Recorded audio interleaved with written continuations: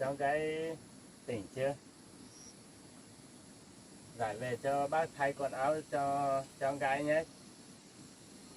Nhé. Bác thay quần áo cho con gái với nhé. Đi lấy quần áo về thay đấy. Thay được quần áo xong rồi bác cho con gái ngủ nhé.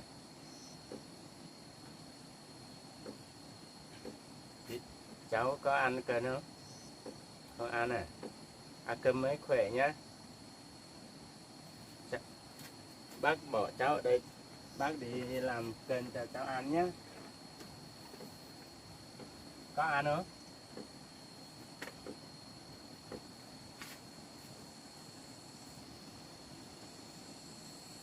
Cháu có ăn dưa không? Ăn dưa thì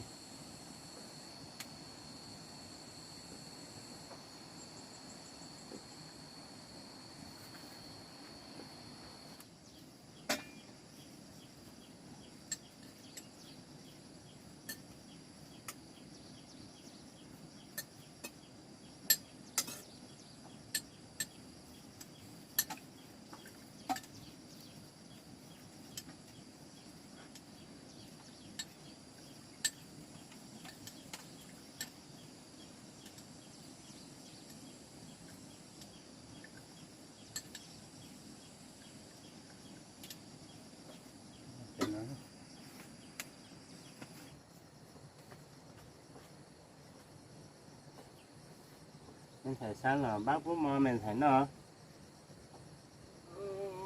tao bên nó chai nó chỉ tao mò lại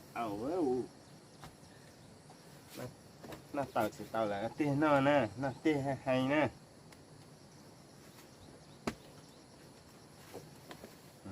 Mình thấy nó mò rồi nè. Nè. Rồi phải mua cơ nó mò rồi hay không? Nó tiêu, ta xin giờ nó tiêu.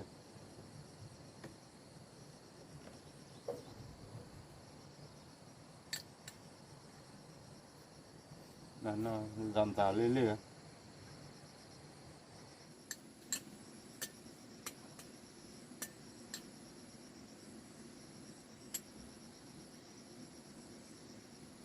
Nó mất rồi.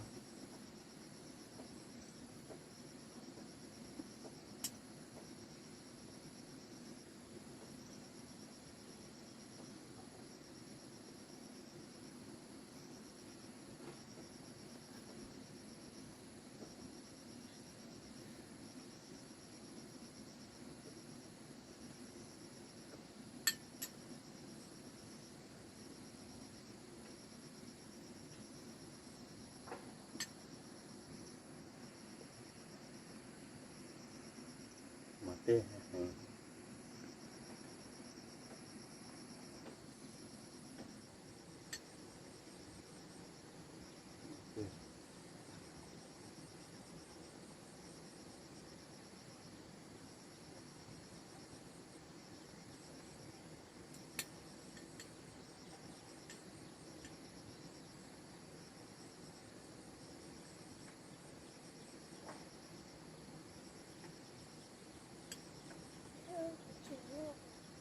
Nó à? Nó mày nó bận đi phụ nó tàu nó nhìn tôi không?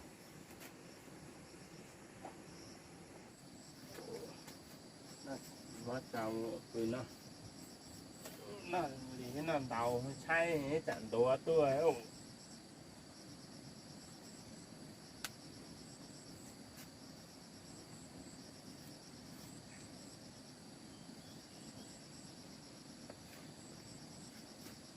Nó chỉ sát cho mà ta ăn luôn. Có lò à? Nằm mà có một á chị nu tại nu em họ tại kia có khoa lò. Cô na cô mù thiên do ua à? Có một lại cố tiền sai có một á chị nằm mà quý em họ có tại kia săn do lò của chị là chỉ bỏ co lại. Cô đưa chỉ mà nhẹ dùng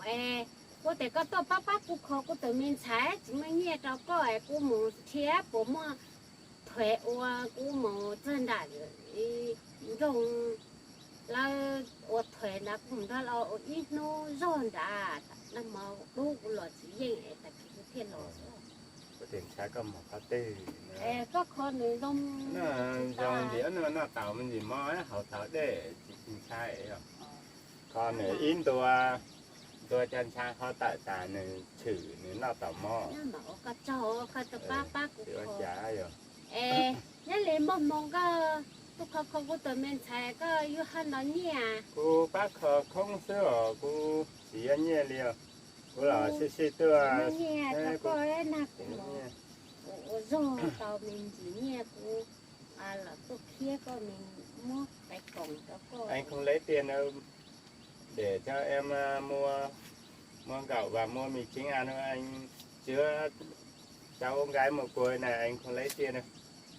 vua mà các bác cũng khó anh không lấy tiền đâu anh thủ chứa cho nó khỏe thì vui vui lòng với nó thôi không lấy tiền không chứa cho nó khỏe nó được đi làm việc được đi chơi mình thì mình già mình đi được chỗ nào mình cũng đi được đi tìm được ăn nó bé nó đi kiếm được ăn chứa cho nó khỏe nhanh xong là nó vui đi chơi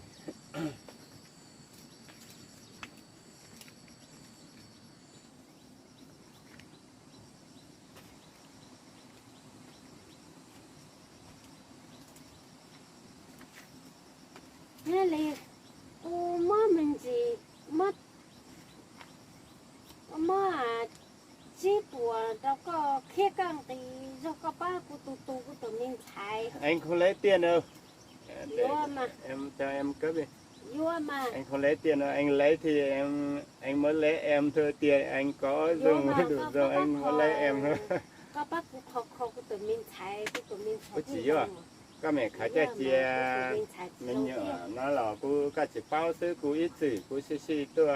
gọi là cô máu cô xí tua cô bây giờ bán cái đa sứ cô xí chỉ vua mà cô chỉ các mẹ mới cho khá chia vua để mà vô nào cô xài vô có sứ để nhẹ để cô mua xài dùng lại tôi cái cổng sư mình để vua cô chè thì anh lúc cô một do rồi cô mà sa tàu cô mà vô có nó mới nhẹ chiều nó lì vô có nó chỉ nhẹ vô nó cái cô chỗ chỉ vô nó cô tới xài vô có sứ nhẹ xưa kể cô chỉ muốn tao là cô mua xài dùng lại cô nó lì vô cái chỗ chỉ ở kho gạo kho từ mi nhỏ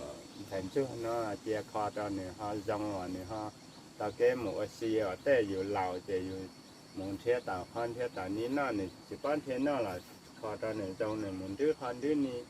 ลาเจ้าฟ้าเจ้าปู่แต่ตอนนี้họตอนน่ะยุ่งยาวยุ่งรอ nó lì vô cái chỗ đó các bác cũng khó tụi mình xài dùng ấy ở cái chỗ có xe dùng có xí nhiều xí ngà uống ngà nọ thọ có chỉ tao lọ lọ cô bên xí xí ngà qua uống qua nọ tua tao gà ở từ miệng chứ nó ta từ tu chỉ có nửa mùa gió đó họ từ lì lại cho tụi mình xài nhau nửa tọt nhẹ cơ rồi ô cô cha có con chú lon cha men xài ô lon cha con chú lon đâu nè ô cha có mắm bình có con chú lon cha đâu mình thấy có lá xô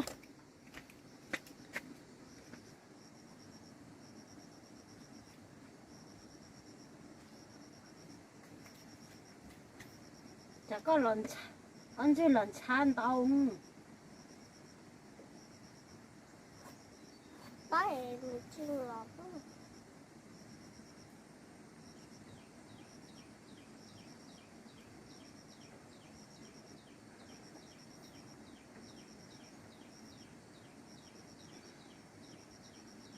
Có từ à? Tôi không chỉ cho các anh cha à. Cũng có từ tôi không chỉ cho các anh cha à. Có từ cô không chỉ cho các anh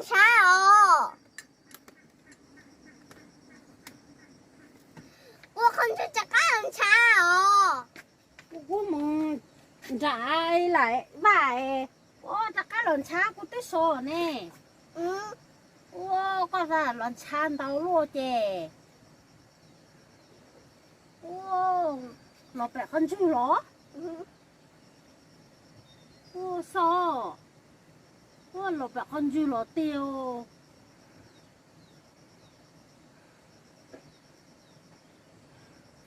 đâu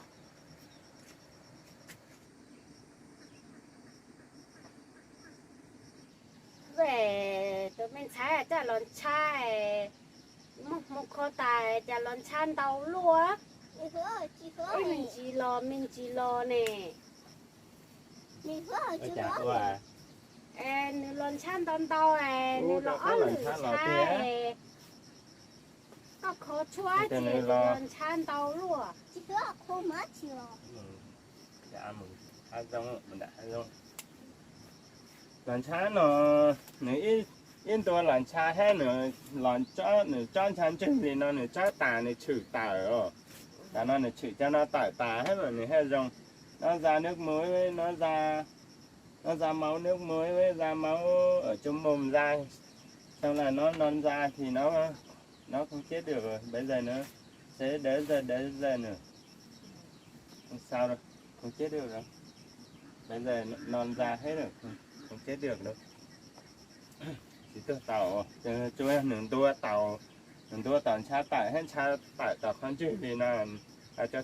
chuột tải này cho cha tua tải rồi cái thuốc nó đi đổi cái tủ máu ở trong xong là cho nước thuốc kia đi đổi nó cái máu tủ kia nó lại tan ra không sao đâu không chết được hôm nay thì không sao rồi sao rồi đó cũng mất chắc cậu con sót ừ.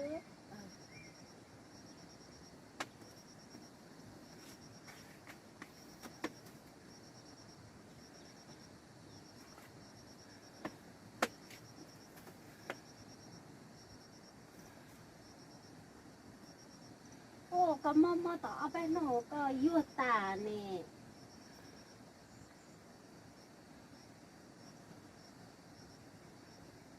nuôi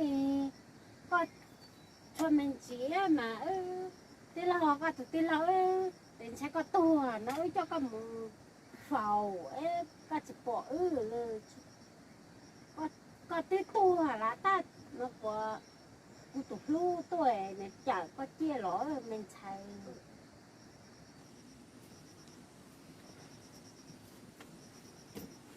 tôi chỉ có hả nó của mama họ sẽ ta hào chị hứa hay tiêu hồng trong cậu ta chỉ hứa tôi của chị hứa hi khổ cú nếu của chị tôi mà nhiệt lo thì lâu gà chùa gà có mông lại có lông lại chỉ no chuyện gà thì có tưa nó của đảng ở dưới chả chỉ cho tôi có ấy của ngài tôi cái tôi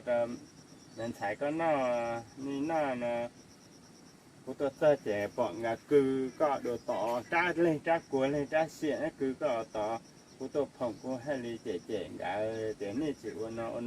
cũng nhựa nó chỉ tao tôi này vô chai này nó mò này nó chỉ tao mò chỉ tao tôi này chỉ mò phao nhồng đi nó và chỉ tao ba sư ta của tôi có thể là chơi của mất chua ta hào ta hay có thêm đôi lần cha ta hay dòng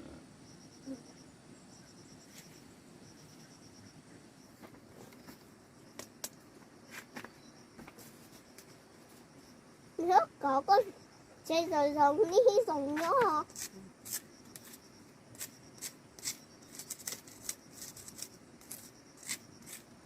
chị hứa rồi cô chỉ mất hay là có chỉ sót chào của có chỉ sót chào của tụi chị hứa bao chua ở nó ý cũng mơ tụi chị hứa không ba tàu cú ấy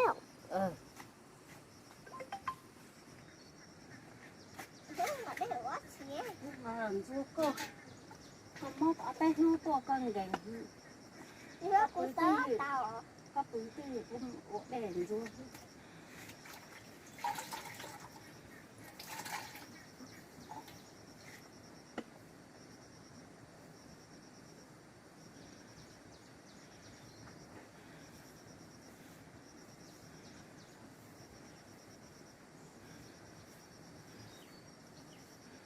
học xong rồi.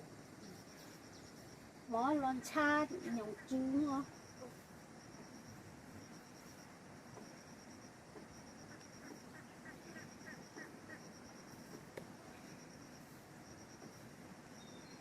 nó có lì tè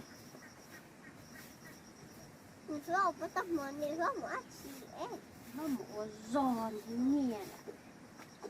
Mình tập món này rất mùa, chỉ rất mùa xem rất mùa.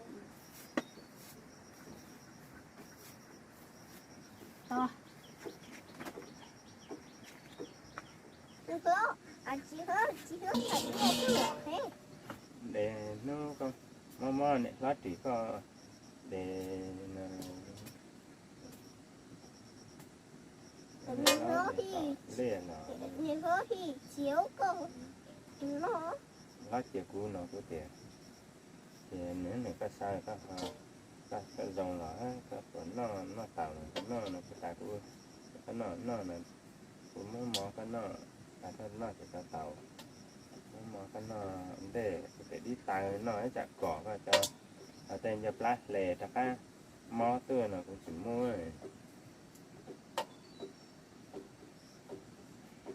nó đi nó đi tiền hay mà nó mò giờ lưỡi mà nó ta nó giờ chỉ lưỡi nó một cỏ hơn cho plát hơn cái mò tươi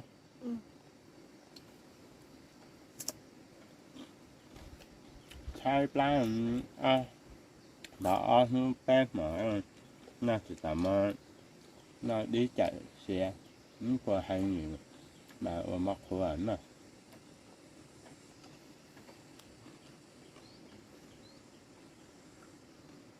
Lúc ác rồi. nó tên nó tàn thì nó tầm ấy mình mà khối luôn đã hết đã chuối luôn hết nó tầm nó tên hay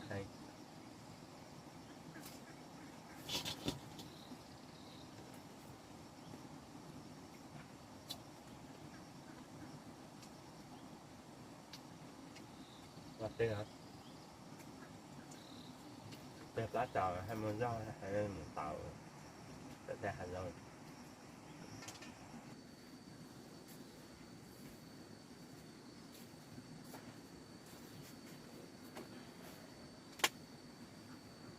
có con nó cũng một chiếc tàu cái tài mù mà chịu quá chị hay nhớ chơi quá chịu quá chị cái tài mù sao tụi mình xài nói nè nó một chị tao nè một chiếc tàu nó cứ có nữa phần che một táo có một chị tao nó mà mất bả vo cho có bự có nhá từ bả ở vo che cho không có nhớ tiêu che chết tài trao gì mà nó nè Mình hơn nhá một chút chua ha. có nhá từ ở anh nhớ tiêu á sẽ tài chưa bé hay tao tài cao á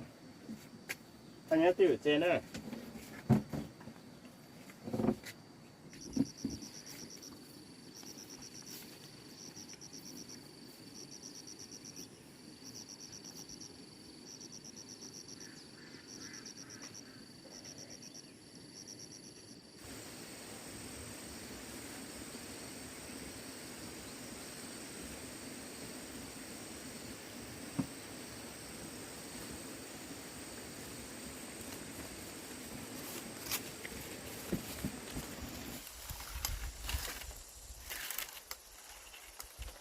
là một tao có là nó có chế tài nhớ thì nó thứ mà thầu qua tới đó che là nó trong ngủ ho dầu thứ hữu từ dầu bây giờ thì chỉ dầu bây chỉ dầu đó kệ nó che xin tàu tu ho hay là ơi phải lấy cho là hay nhất để chế dầu cái dầu chơi nhớ về chế dầu hơi tự ra nó chỉ tùy thả dưới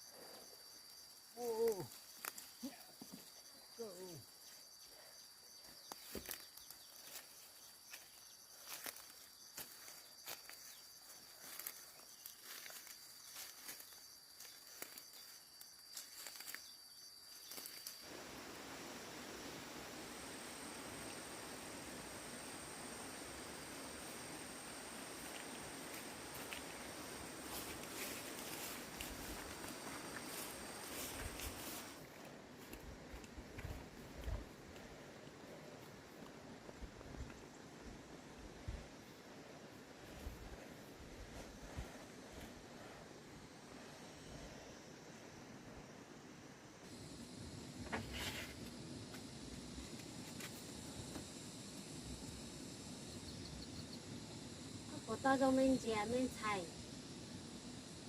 们菜，我不到时候们家。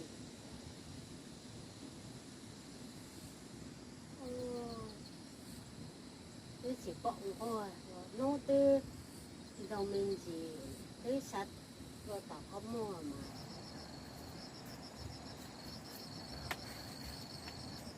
cái giống mỏ ở dốc này tụi mình thấy nó má đi nè chỉ tao dùng hay ha nè xí lọt chọn thành chứ xí chọn thành chứ thì nó thế có thời nhát tụi mình nhỏ nó thì dòng mình chỉ cho quần này sát và tao nó nếu có một thiết tàu mà nó thiết và tàu ú tàu nó một tàu các anh bạn trai cô chỉ tao mua người chỉ tao dùng thì tao chơi người dùng tải mới chưa cho nữa hậu tà chả nó nữa đua cho cha khói cho thành chữ tả mà cha tạo thành chữ tả mà nữa trừ lại ta nữa chỉ yêu không thì nó chỉ tao mò nữa yêu nữa nó mình chỉ tới lúc đi tạo đi mẹ chứ ở bênนู้นlà thay nữa nhớ có cho gì mà có điện nó cũng đang nhớ ý mình thì ta số tiền thầy vừa cho cá mù chè cũng chờ vài giờ chè nó tuần thì nhớ tiền ha tại cũng nhớ tàu ấy cũng theo tuần thì nhớ cho ta nó hết rồi thì tên mình phải nhớ chỉ có tàu cái màu mà có một con mà có là tôi lên té ta chơi cũng nó là mình chỉ dùng cũng lại thiết chua khó dùng nhớ có thế cho anh muốn mò tàu hay mò ở mò có đi cho cuốn tàu cho cuốn nó chỉ tàu là có cái có đi cho cái đét của chú ra nữa tàu nữa hay rồi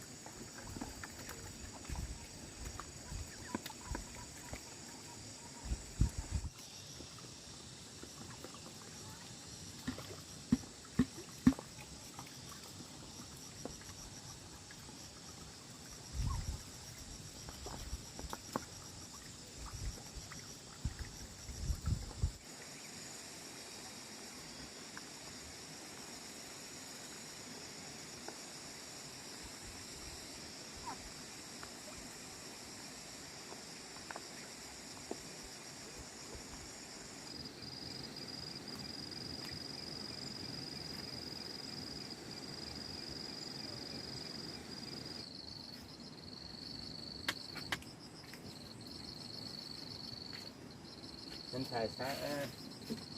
mình xài nó mình xài quạt nó gậy như này nó ta cắn gậy gậy đi tưa nè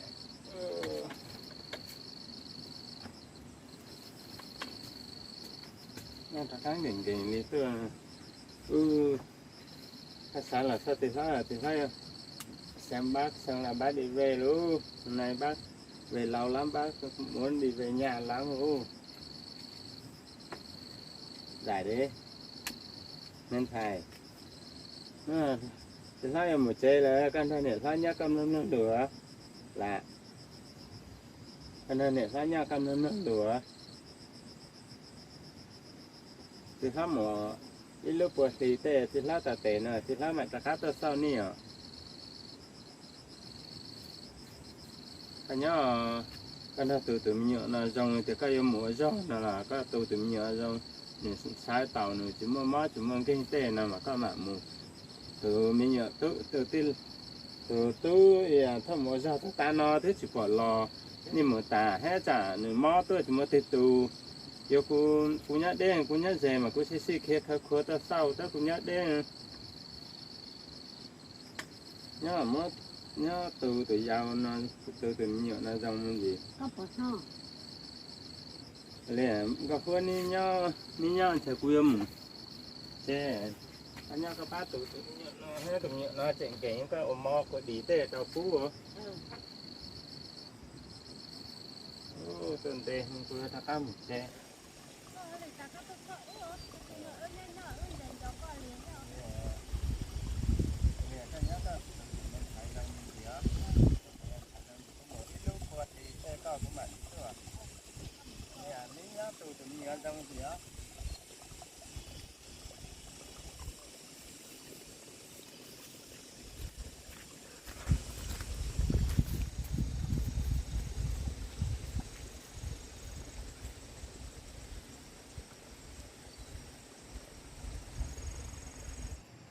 ngay nó chỉ mới cho nó mới nhận ra em tự mình thấy nó thì tao giống em mà nhận ra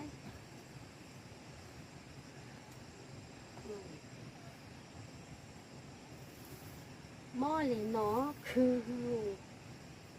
dùng một cái từ là biết tao giống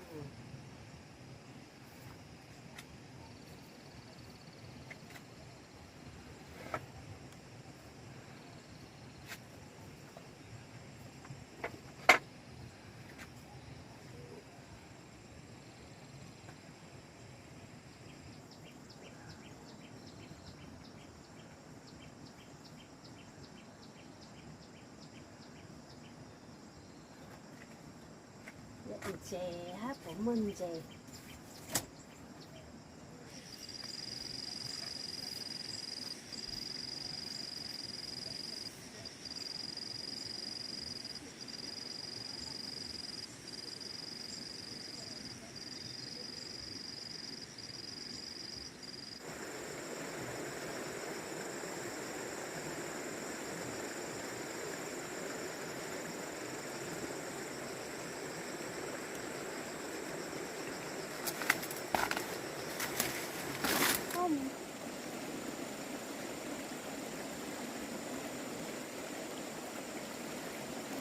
anh chỉ lo mà ăn ca anh chỉ bông chỉ no ấy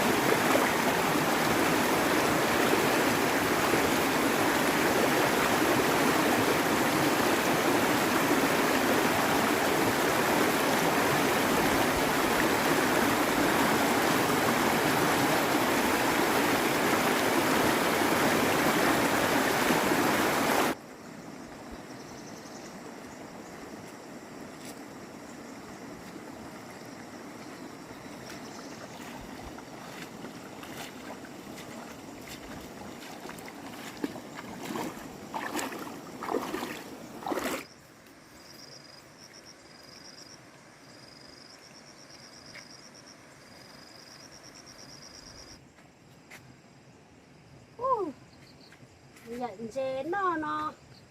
chỉ tôn chế từ mình thấy chạy lộn tua lộn cha hết chỉ ta kem nhận chế tôn cái chế nói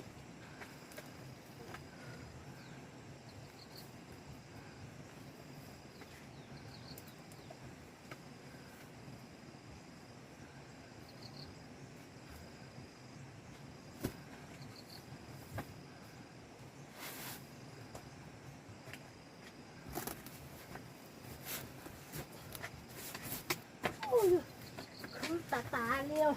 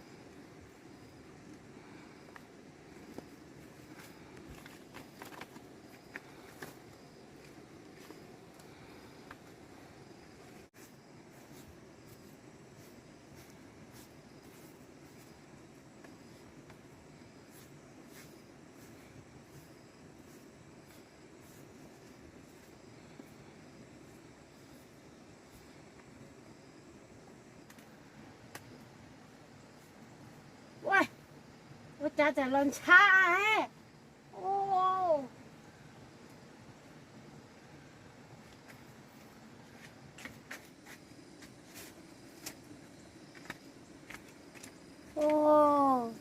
lòn chan tàu lúa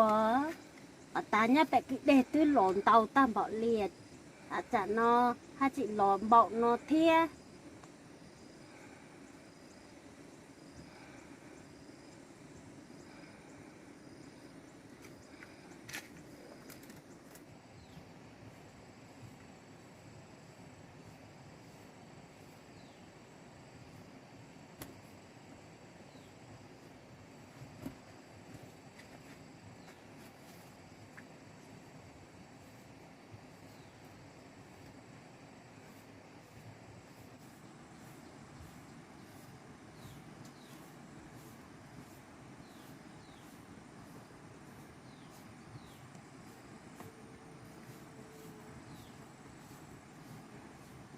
nó tàu ha